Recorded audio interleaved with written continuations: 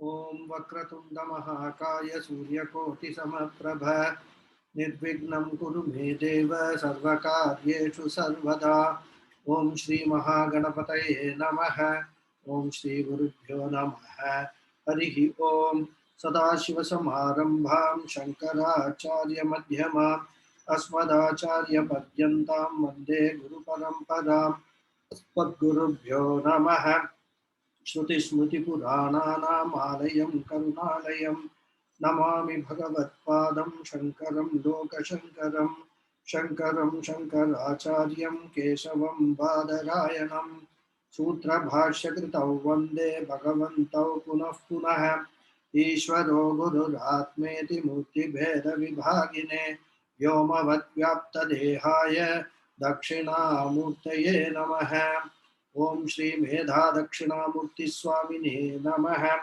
ओम सहनाववतु सहनौ भुनक्तु सह वीर्यं करवावहै तेजस्विनावधीतमस्तु मा विद्विषावहै ओम शांति शांति शांति हरिः ओम श्री गुरुभ्यो नमः हरिः ओम. Namaste once again. So last class I think we completed the 47th shloka, isn't it? If I'm not wrong. We saw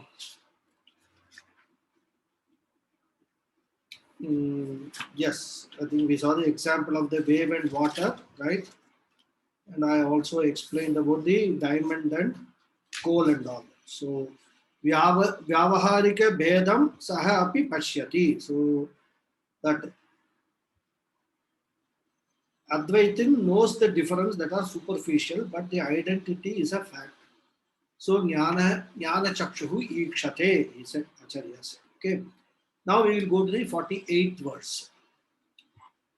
Atmai vedam jagat sarvam atmanonyanna vidyate mrido yadvat ghatadini swatmanam sarvamikshate.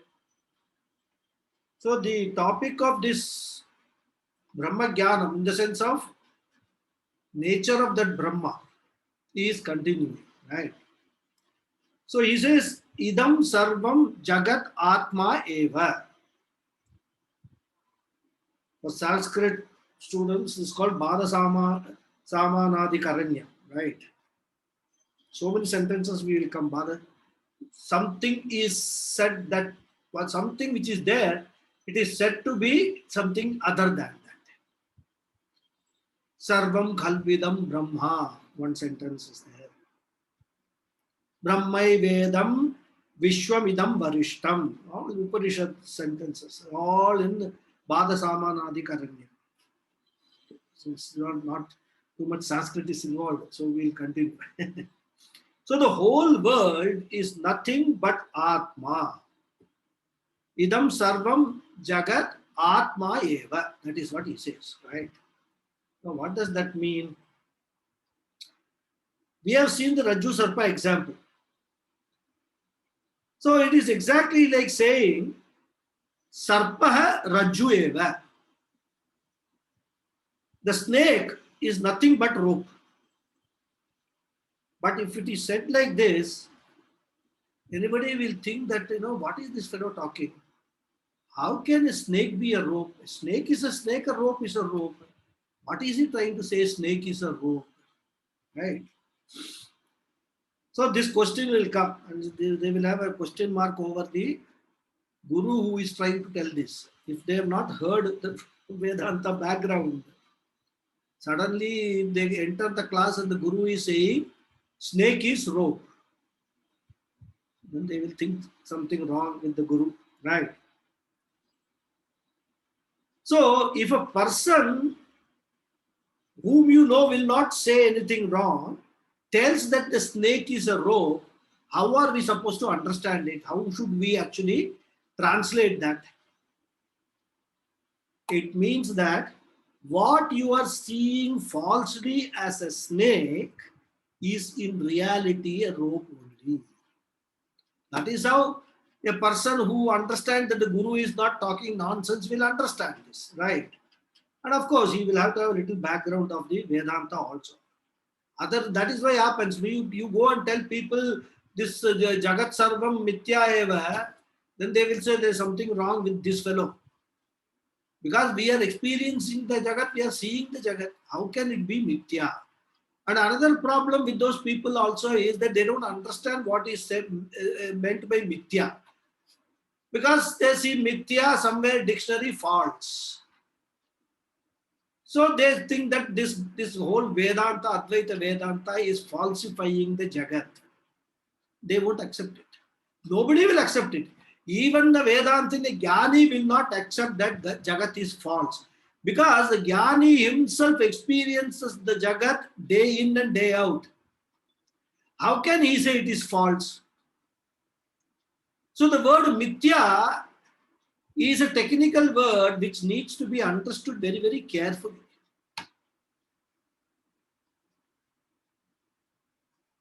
So one side there is Sat, another side there is Asat. Sat means truth, which exists. And what happens when you say Asat? People think Asat is opposite of what is Sat. So Sat means truth, so Asat means false. Sat means existence, Asat means non-existent. This is how people come to a totally wrong conclusion.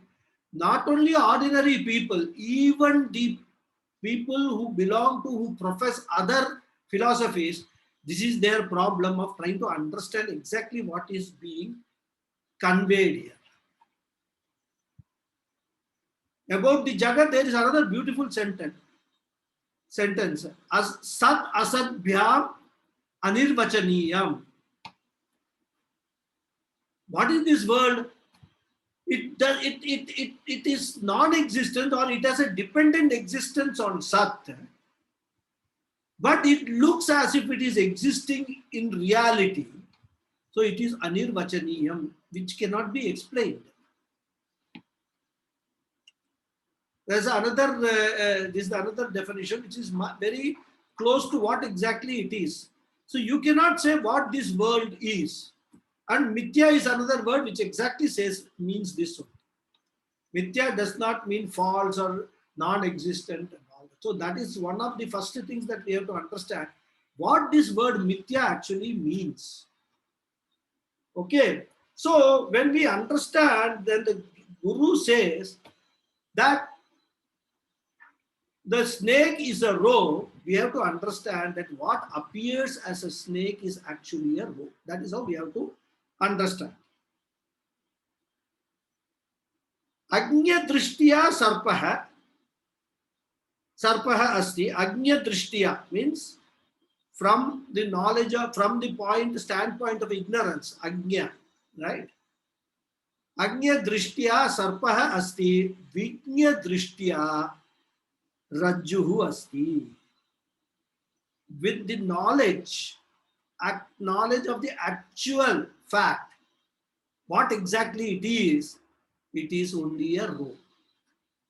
That is how we have to understand the relationship between, or the how we have to perceive, and Jnani perceives the world as well as the Brahman or Atma. That's how we have to understand, right? So the Shastram says Jagat Brahman. Now question, how can be Jagat is Jagat, Brahma is Brahman, right? Brahman is Nirvikalpam, Jagat is Savikalpam, changing always. Brahman is unchanging. This is always changing. Brahman is Chetanam, Jagat is Jadam, right? Jagat is Anityam, Brahman is Nityam.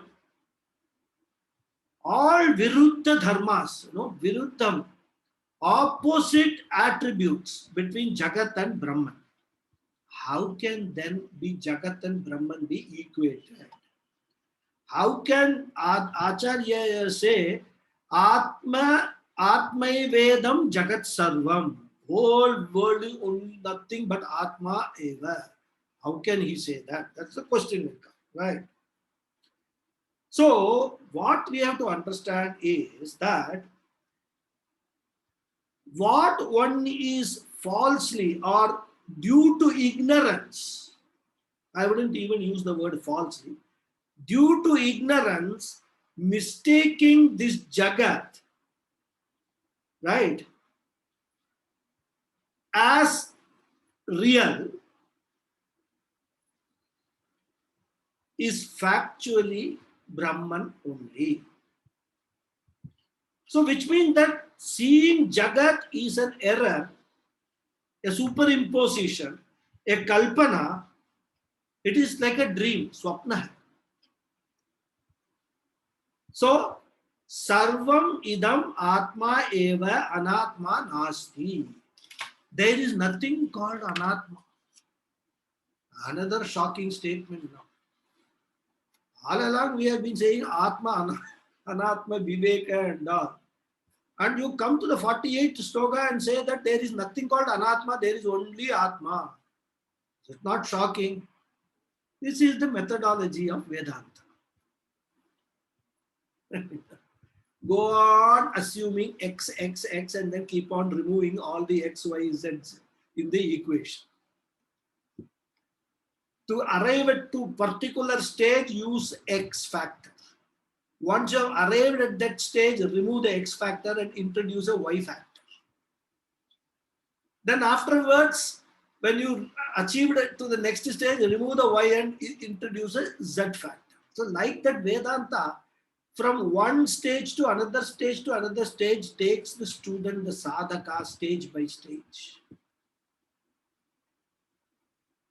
And Vedanta knows that 1 in a million sadhaka will be able to appreciate, understand what, when Vedanta says that sarvam khalvidam brahma or idam sarvam atma eva. That one student may understand if he has got the previous Purva Janma Vasanas and also he has got the Jnanam coming from Purva Janmas. So he will understand. But 99.99% will not understand if you say it is only Atma. In fact, they will first be scared of the word Atma itself. So this is the methodology of the Shruti, right? And that is why we never say that Jagat is not there, right? If we say that, nobody will accept it. Because once we say Jagat is not there, then the question is, then how do I experience it? I am seeing the Jagat, I am hearing the Jagat, I am tasting the Jagat, I am smelling the Jagat. So how can you say Jagat is not there? And also, one more important point we have to know. If the Jagat is there, Shruti will not negate it.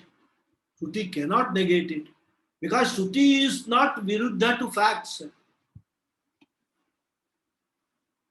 But Shruti is negating it. He is saying that Jagat is mithya.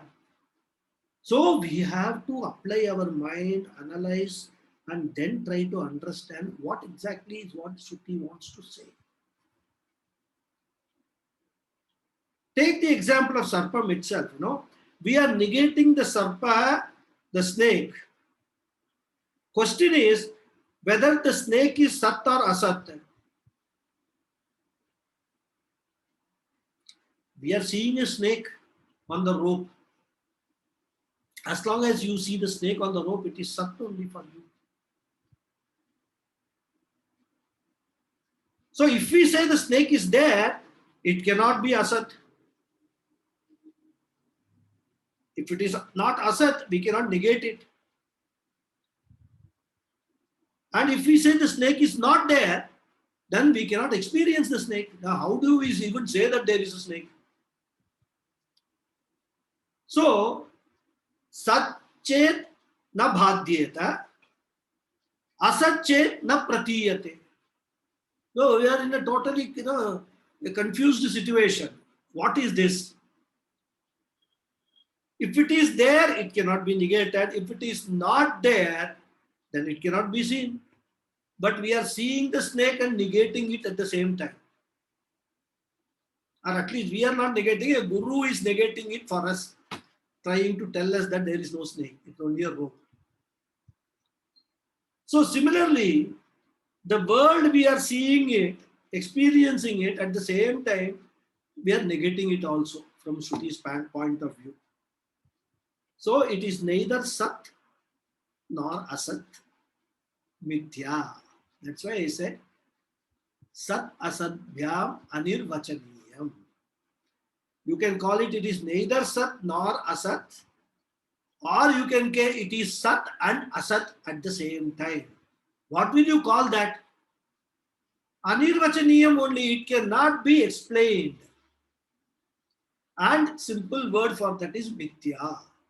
One word if you want to say Mithya. That's all, right? Then we come to this, then what is the reason for the experience? Then when we come to that, then we say that it exists, but it has a dependent existence. It does not have independent existence. That is what we mean. Just like the tortoise or a bunch of flowers which a magician produces, all those things have got existence based upon the magical powers of the, or whatever the magician uses based on that. They have got existence depending on that. Without that magical power, these things won't exist. But whenever that he uses those powers and he shows us all those things from the stage, the magician, for us, we all experience it. We are actually seeing, what is that, hare or a rabbit, or we are seeing the bunch of flowers which he takes out from a kerchief. He will take a kerchief and then do like this, and there will be a bouquet in his hand. So all that we are experiencing it. But if we are magic jnanis, we will know that this is all just an illusion that he is creating. He has got certain power, certain ability to create illusions for us. But they actually don't exist. This is how we will understand. Similarly, Shruti says, understand this world to be like this. And the biggest magician is Maya. That Maya is showing you all this and you, Ajnani, are taking it for real. That is what the Shruti wants to say, right? So the world is neither existent nor non-existent. So it is an error. Assuming the world to be existence is an error, a Brahma, a Bhranti. And every Pratibhasika error, whether it is Pratibhasika, even Vyavaharika, all these errors are nothing but Mithya only. Pratibhasika means what we see in the dream. We see a world in the dream. As long as we are in the dream, world is real for us. But that is an error. It is just a projection. Similarly, Vyavaharika level also, the whole world is projection. This we will not understand as long as we are in the Vyavaharika world. We will understand only when our understanding goes up to the Paramarthika level. When our understanding reaches the Paramarthika level, then we will realize that this whole world which we have been taking it as real is not actually real. It is a projection appearing to be real. That is how we will understand. Right? So, Anyat Kinchana Vidyate, he says, there is nothing other than Atma. Right? That's what he says in the sloka. Atmai Vedam Jagat Sarvam Atmanaha Anyat Na Vidyate. With other than Atma, there is nothing else is there. So there is no anatma at all, as I told you, right? But as I said, we talk about Atma, Anatma, Viveka. Because people are seeing Anatma from the standpoint of the people. Again, we have to understand this. From Shruti's standpoint, there is nothing called Anatma, but from our standpoint, there is Anatma. Because for us, the knowledge of the Atma is vague. Who am I don't know. I am taking this body, mind, sense complex to be myself. But on its own, this body, mind, sense complex is a jadam. Whereas Atma is Chaitanya. The moment I come to know this, then I will have to give a label to this body, mind, sense complex. If that is Atma, and if I understand body, mind, sense complex is not Atma, so I call it Anatma. But from the Shruti's point of view, there is nothing called Anatma, because everything is Atma only. So these are all, when you go to the advanced, progress in this Vedanta studies, all these riddles of Vedanta, one by one, they will be solved. All along we say Anatma, Anatma, suddenly you come and say there is nothing called Anatma, everything is Atma eva. Right? So it's just like a person who does not know the real nature of what is lying there, he sees a snake. Guru comes and tells him that there is no snake, there is only a rope. Right? What you are seeing as a snake is nothing but a rope only. And the question will be, why is the Guru then using the word snake? If the Guru is clearly able to see the rope, you should not even use the word snake. He should say there is only rope. But what happens? Guru knows that if I say there is only rope, this fellow will not understand nor believe it. Because he is having a snake, Sarpa Drishti he is having on that rope. So what the Guru does is, he comes down to the level of the student. And he says, I know you are seeing a snake there. You are very right, because what is there appears to be a snake only and very scary. But I will show you the torch of the Shruti on this. I will actually shine the torch of the Shruti on this. Then you will understand what exactly is there. That there is no snake, there is only a rope.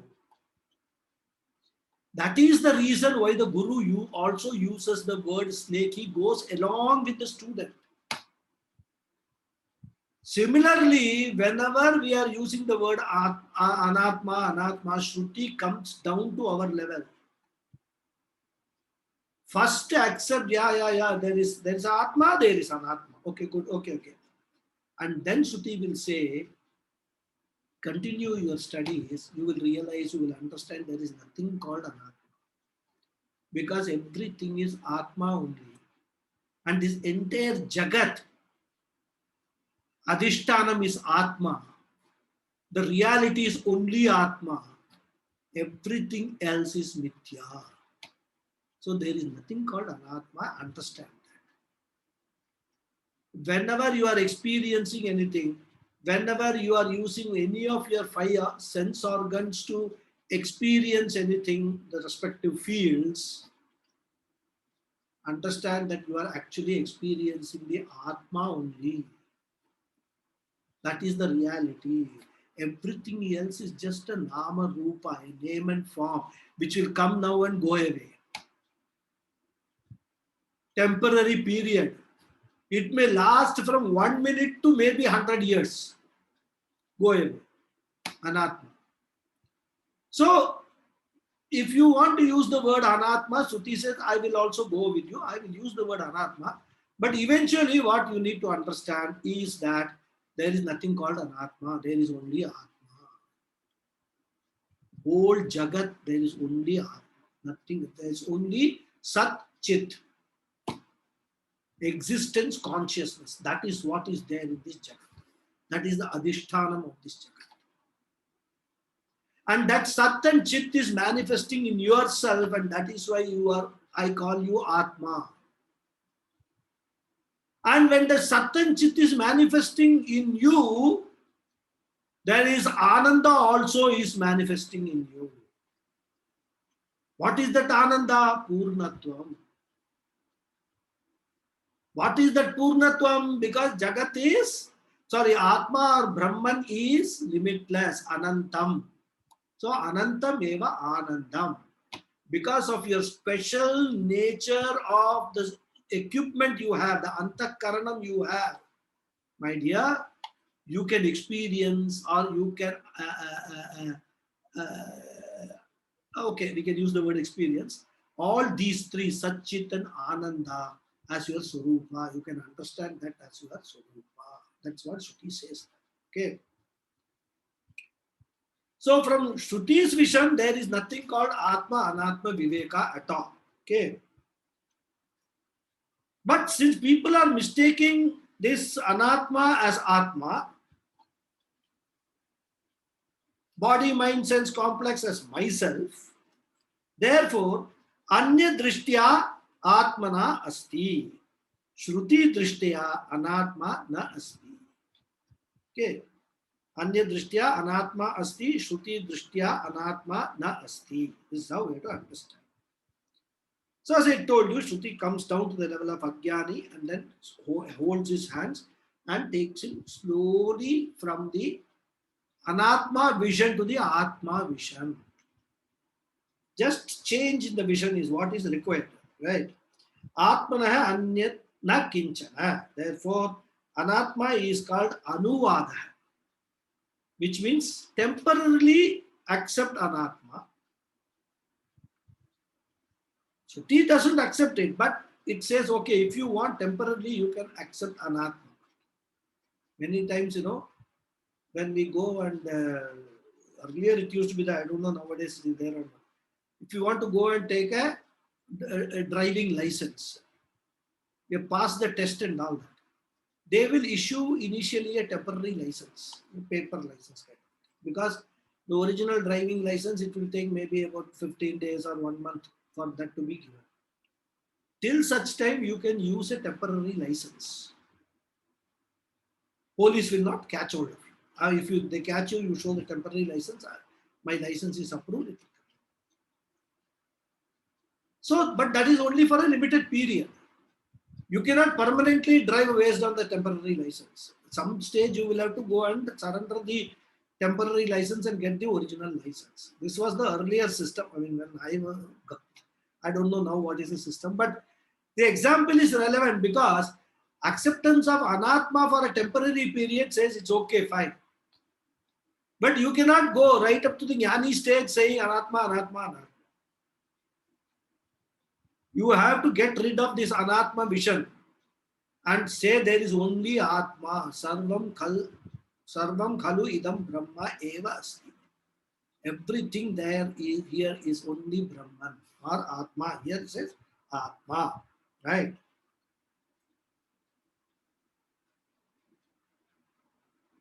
So in Mandukya Upanishad, all these kind of prakriyas, what you call, Shruti first say, okay, temporary we will accept this Anatma and all that. It's called Upaya. Right? So these Upayams are just sort of, you can say, tricks just to accept the Shishya's contention and later negate it. Normally we say, no, you are right. What you are saying is right. Suppose you are having a debate with somebody. The other fellow will say something. No, what you are saying is right, but then you put a but and then explain in such a way that he will be made to realize that what he is saying is not right. But you won't straight away say that it will end up in an argument. You can say, many people have this very beautiful habit. I can see your point, but then they will say their point and then disprove the other person's point. It's a nice way of conversation, how to do conversation. Right? So, Shruti will accept first the Shishya's contention of Anatma and then later on negate it. And what happens? A Jnani has raised the level of his vision to that of the Shruti. That's why from a Jnani's standpoint, there is nothing called Anatma. Because in Shruti's vision, there is nothing called Anatma. Okay. So Shruti was the first floor. Saw the Shishya on the ground floor, looking at all Anatmas. So Shruti came down to the ground floor, told the Shishya, you are looking at this Anatma and all, there is nothing but Atma. Come, I will show you. Then Shruti takes him to the first floor, makes him a Jnani. And then from that first floor, nothing is seen. All that Anatma he was seeing, there is nothing called Anatma, everything is Atma. That is what the Shruti is telling. So, Atmanam sarvam ikshate, he says. Right? There's a beautiful sentence in Ishavasya Upanishad. Yasmin sarvani bhutani atmaiva bhut vijanatah tatra ko moha kashoka ekatvam anupashyatah. To the knower, means a jnani, when all beings, right? Yasmin sarvani bhutani, he sees everything as himself only.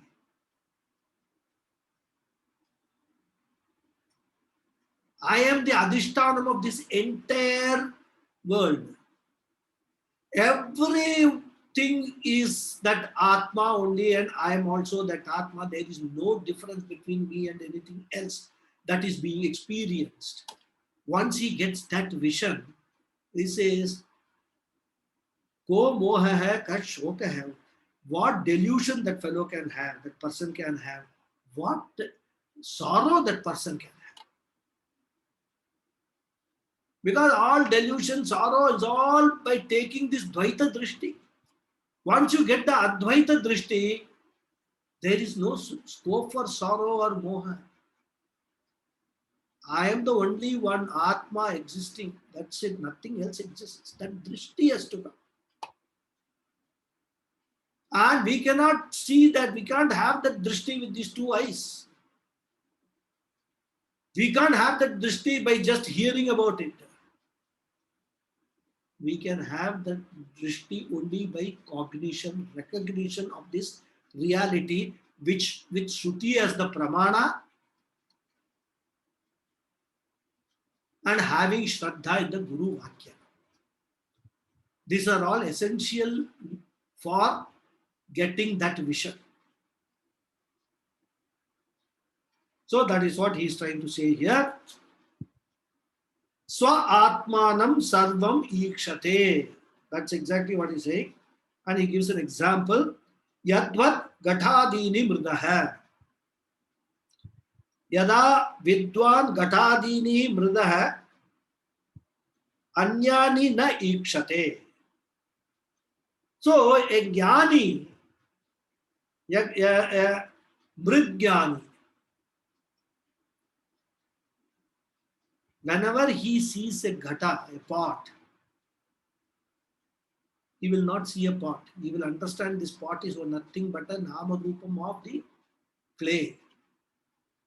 So he will have only clay drishti. Even though he is holding the pot in his hand, he is drinking water from that pot, but he will understand in his cognition there is nothing called pot, there is only clay. Clay is the reality. Pot is nothing but a nama rupa given to that clay. This pot will exist now, after some time this will go away. Clay will always be there. So that is how he gets a clay drishti. He becomes a clay jnani, mridjnani. Similarly, a jnani from a point of view of Vedanta understands there is nothing called anatma. All anatmas are just nama rupas. They are dependently existent on atma. What is there is atma only. When he understands that, he gets the atma drishti. This is what is the this shloka's essence. Okay. So now we'll go to the next sloka, 49. Jivan muktastu tad vidwan purvopadegunam styajet Satchidananda Rupatvat Bhaved Brahmarakitavat. Another nice example Acharya gives here. This is an example which is there in the Shastras. Right. So here he has first time used a new terminology, Jivan Mukta. Right? Jivan Mukta tu. So the very same Jnani whom he has been talking about all along, now a new name is being given to him as Jivan Mukta. But why is he called Jivan Mukta? Because Jivan means still alive. Because the Prarabdha karma is still running. So the person is alive. Prarabdha Vashat is alive.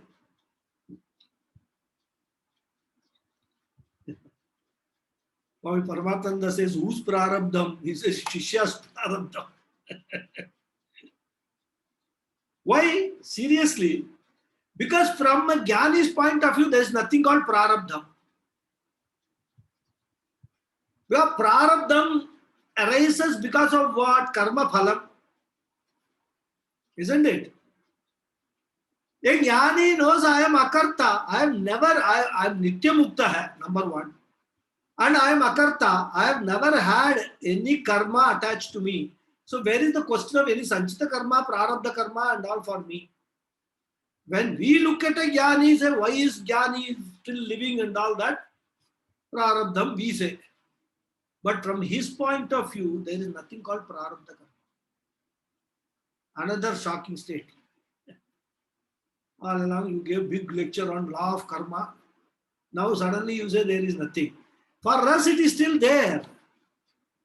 All I am saying is for a Jnani it is not there. He doesn't look at his Prarabdha karma. So somebody asks Jnani, you have got Jnanam now, so you should be a Mukta Purusha now, finished. Videha Mukti you should have. To that person, Jnani will know. He doesn't understand anything. He says, no, my Prarabdha karma is there. So I have to live till the Prarabdha karma is exhausted. This is the explanation Jnani will give. Jnani will not start telling him, oh, no, there is nothing called karma, I am Akarta, Bhokta, there is no Prarabdha karma for me. If you start telling him, that fellow will think this fellow is not a Jnani. This fellow is fit for some other type of admission in some other hospital. Jnani will not do that. Jnani will behave like a Ajnani when he is in the midst of everybody else. That is the beauty of this Jnana. Jnani will never show to anybody that he is a Jnani. If we realize from a person's personality, from his behavior, from his attitude, from his love and compassion which he exhibits, that he is a Jnani, well and good. Jnani will not be bothered about that also, whether we recognize or not. Because for him, there is nothing other than Atma which is existing, and that Atma, we the Atma is nothing, not different from he the Atma. So for a Jnani, all these things don't matter at all. But from a Vyavaharika point of view, he will not try to show off, I am a Jnani. That's all. And that's why it is said that, it's very difficult to find who is a Jnani, who is not a Jnani. We don't need to judge anybody as a Jnani or not. Jnanam is for one's own sake. Jnanam is for one's own happiness. Not to show to the world that I am happy. So this spiritual pursuit is a purely 100% personal pursuit. That's all. Nothing more than that. It's purely personal. Not to convince anybody, not to advertise himself to anybody, nothing. If I have the Jnanam, for me to be always eternally happy, not to be affected by anything, which is going around, whether it is happiness, great happiness, or sorrow, anything which is going on, any tragedy which is going on, just remaining aloof. Atmani eva atmana tushta. I be happy with my own self. Nandati, nandati, nandati eva. Always, right? So here this Jivan Mukta is being introduced here, right? And it is a very beautiful thing, and it is a very unique concept for Advaita Vedanta. This concept of Jivan Mukta is not there in any other philosophy. For every other philosophy, Mukta or Moksha is only after death. There is no question of Moksha during lifetime, one's lifetime. This is purely Advaita philosophy, purely Upanishad, Shruti based philosophy. This Jivan Mukta. Right? Vishishta, Advaita, Dvaita and all that, there is no question of Jivan Mukta, only Videha Mukta. Videha Mukta, they go to some other loka and there they will get mukti, like that. Right? So, Jivan means, as I told you, having the body. Mukta means he is free. Free from what? Free from the bonds of these anatmas. Samsara, we call the bondage. Bandhana, right? And how would he does this? How does he get this freedom or liberation? By having a mithyatva buddhi in all anatma. Means satyatva buddhi only in atma. That's it. So once he understands that everything is mithya, nothing disturbs him. Isn't it?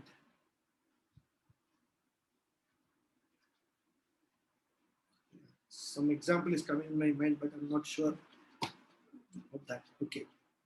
So, I mean, for example, there is a mirror.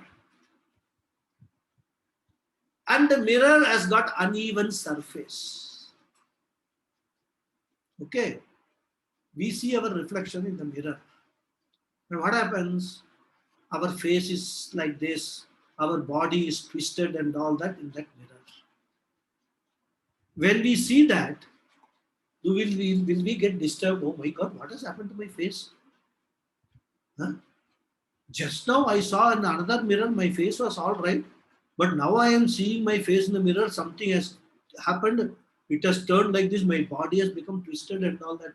Will we ever get scared of that? Because we know it's all just a reflection. The problem is not with me, the problem is with the reflecting medium. So as Atma, I have no problem. It is all problem of Anatma, which is showing all these kind of, different shapes and all that. So same way, when we look at this entire world, we understand that all these are nothing but Nama Rupatmakam Jagat.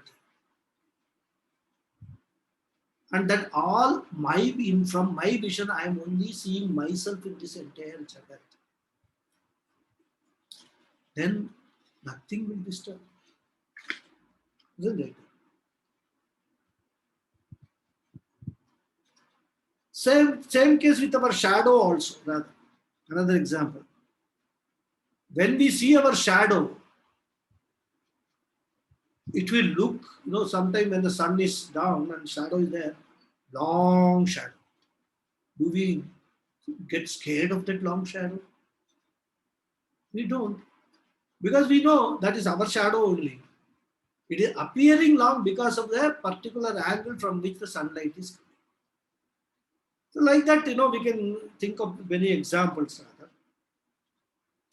And in fact, in Bhagavatam, this whole world is compared to the shadow of the Lord or Brahma. The whole world is nothing but the shadow of Brahma. So there is, when you are saying Aham Brahmasmi, nothing to be afraid of the world, is my own shadow, this whole world. Right? So he is explaining who is the Jivan Mukta. He says Tad Vidwan, Tad Brahma Vidwan. What does he do? He says Purvopadhi Gunam Tyajet. Purva Upadhi Gunam Tyajet. Right?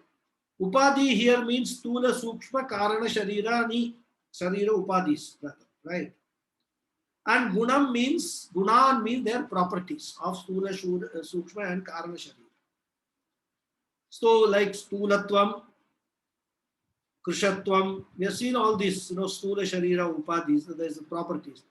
Vriddhatvam, Brahmanatvam, Purushatvam, Stritvam, all this we have seen. These are all the attributes or properties of the Stula Upadhi. Then I am intelligent, I am wise, I am clever, all these are Sukshma attributes. I am a Bodha, that's also a Upadhi, right? Superimposition only, even ignorance is a superimposition. Raga, Dvesha, Ityadi, also again a Sukshma Sharira. Then Karana Sharira, as I said, ignorance, Ajnanam is a Upadhi of Karana Sharira. So all these Upadhis, this Gunan Tyajet, who a Jivan Mukta hai. And here Adi Shankara beautifully uses the word Purva Upadhi because they are Upadhi only as long as they are taken as by attributes. Once he has done this Atma Anatma Viveka, this Jivan Mukta or a Jnani will not take these attributes as his attributes. Isn't it? He will know that I have a Stula Shariram and these are attributes of the Stula Shariram, not my attributes. Now I decide in that, so by mistake this attribute business is coming on to me. Now I have become wise. Earlier I used to think like that, but now I have become a wise man. So these are no longer my Upadhi. So he won't take it as his Upadhis. So he will see all this Stulatvam, etc. as Stula Sharira Dharma, Raga Dvesha as Sukshma Sharira Dharma, Ajnanam as Karana Sharira Dharma. He will see them very objectively. These all belong to all these Sharirams, not to me. Aham Atma, Aham Brahman Asmi. Right? So the problem we all have is as long as we take these Upadhis as our own Upadhis, this is my name, I am fat, I am thin, as I, all these attributes of these three Shariras to ourselves, we have a problem. Problem of what? Problem of worries, tension, stress, sorrow. Oh, I am very fat. People are laughing at me when I go somewhere. No? In the flight when I go, in fact, I require 1.5 seat. And when I sit, the person next to me actually, tries to push me to unseat, and I can't sit in a single seat. It's too small for me. So I feel bad. I feel very stressed. You understand that this is a Stula Sharira Dharma, nothing to do with me. If he pushes, he's pushing my body, not me. That's all, simple. Sit in the flight, enjoy. If that fellow is suffering, it is his prarabdha karma. That's all. That I got a seat next to him. This is the way to understand this. How we have to take ourselves as not the Stula Sharira, Sukshma Sharira and Karana Sharira. And we have seen that crystal example and all that, the crystal and the flower example and all, so many examples we have seen, right? So removal of attribute means what? Dropping the notion that all these attributes belong to me. That's all is the removal of attributes. And therefore he says, Purva Upadhi Gunan Tyajet. He no longer takes himself to be attributed. So therefore, if one says, I am limited, he will be limited. If he knows that he will be limitless, he will become limitless. That's all. And many people, especially sportsmen and all that, if you have seen their training, the coach will be pushing them more and more, more and more. Athletes and all that, who run this 100 meters, 400 meters, they will be timing 100 meters in so many seconds. Next round, he will be told, reduce it, increase your speed so that this time is reduced by this much half or quarter second. So like that, he will be, pushed to better and better his performance. The moment that athlete or sportsman feels that this is beyond me, it is not possible for me, from that time onwards, he will never be able to improve his performance.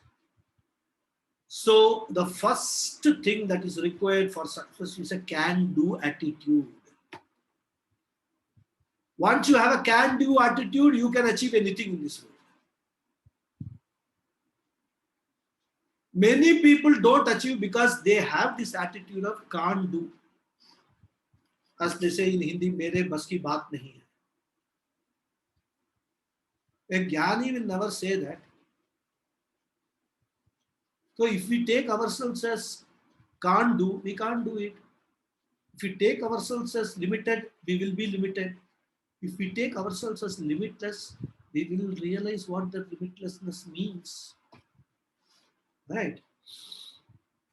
So this whole thing is not external, it is something to do within ourselves. With our vision, the way we look at the world, the way we look at ourselves. It is only to do with us. That's why I said spiritual pursuit is purely a personal pursuit.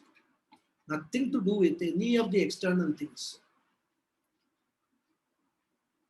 Can be in the midst of external things, doesn't matter. But as long as you detach yourself, the viveka, vairagya and all will make sense then. Like the example we saw when I think Kathopanishad, the drop of water on the lotus leaf or a lotus flower. Be there, appear to be there, but don't get attached to it. Be free to roll around the leaf anywhere. You are just that drop of water. Right?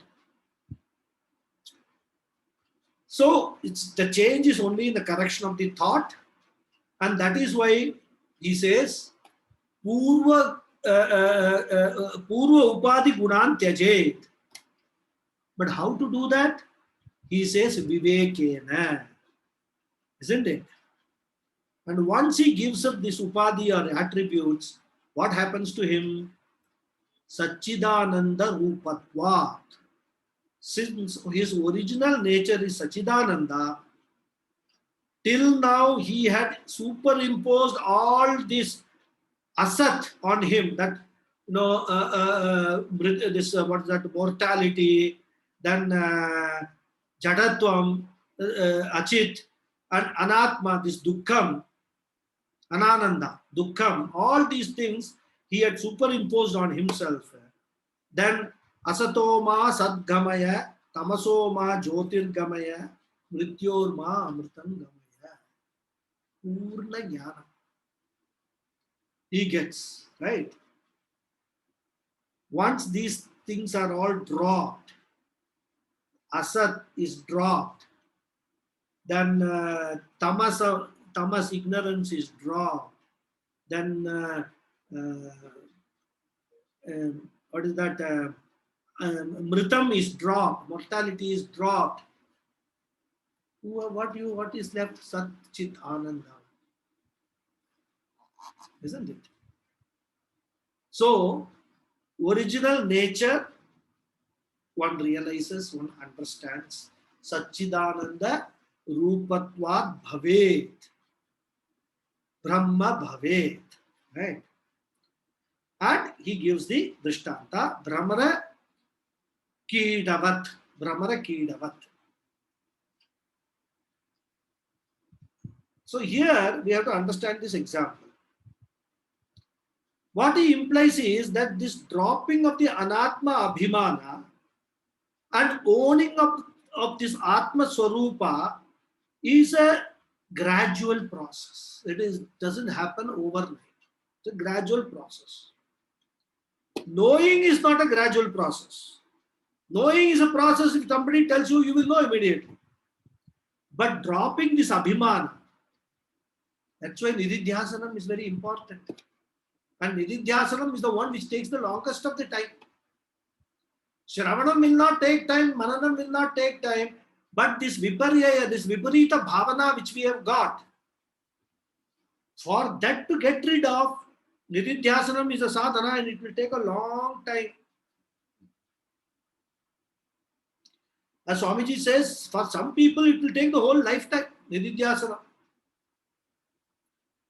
So this getting rid of this viparita bhavana or viparyaya is not that easy. So he says, Brahmara Kitavat, that is why the Brahmara Kitavat is a very beautiful example. It's a slow process. Right? Because this Abhimanam has been there for what? It has been there for Anadi period. We don't know from where this Abhimanam with this Anatma was there. Has started. It has been going on Janma after Janma after Janma. Luckily for us, at least in this Janma, we have got some knowledge that these things are all there and we can get rid of it. There's a possibility of getting rid of it and avoiding one more Janma. So to that extent, we have really made progress. We have crossed all the heats and everything. We have come to the final lap of the race. Qualified for the final lap. That's a great thing. Now we have to run the race and win it. That's all. So the Deha Abhimana going and Atma Abhimana coming or owning it up takes some time. As they say, habits die hard. That's why they say. And for that purpose, he gives this example of this Brahmara Kita. Brahmara Kita basically is like a wasp, bee or wasp. And this is called a Brahmara Kita Nyaya in the Nyaya Shastra itself, right? It is like this. It seems that a full-fledged wasp, Brahmaram, right? Any stinging insect you can take rather. Let us take it as wasp. What it does, it seems, is it will take a worm and put it in its hive, wherever its residence is there. And this particular worm does not have any escape route. There is only one entry and exit to that hive, that place where the worm is kept. And this wasp will be sitting on that entry or exit route. So, all the time, this worm has got what? Only that wasp darshanam. It can't see anything else. It can't even experience any leaf or anything in which it was there before. It will have only the wasp darshanam 24/7. Whenever it opens its eyes, it will be seeing the wasp sitting there. The Brahmaram. That is Brahmaram, this is Kita. The worm is Kita. Right? So, the worm, whenever opens its eyes, it sees the wasp. And therefore, constantly seeing the wasp, the worm also will become, its buddhi will turn into a wasp buddhi. And suppose it doses off, the wasp will give it one sting to wake it up. Don't sleep. Just look at me, look at me, look at me. Seeing that wasp, over a period of time, the worm will grow into a wasp. Similarly, he says this example. Actually, that worm may not be any other worm. It may be one of the stages of the wasp itself. That's possible. But we should not take the example here literally and start questions. As I always told you, example should be limited to the example. So what he wants to say is that this wormy existence is the existence of the samsara. And this wasp which is there is a Jivan Mukta. So just like a worm is always having this wasp darshanam, satata dhyanena brahmaraha bhavet, evam jivaha api satata brahma nididhyasena brahma nishto bhavet. And that nishta is what is explained here as Brahmara Kita Nyaya. So what is it that we have our takeaway for a Jivan Mukta to become a Jivan Mukta? As I told you, Nididhyasanam is a very, very important sadhana. And in that sadhana, like the verb, we must only have Atma Darshan. Everywhere, Atma Darshan. And that sting we should allow the sting to come to us from Guru, from the Shastra and all that. So even when we are doing Nididhyasanam, we should constantly remind ourselves of all the teachings that we have undergone, what all Shastras has taught us, what all Prakriyas as we have gone through. And,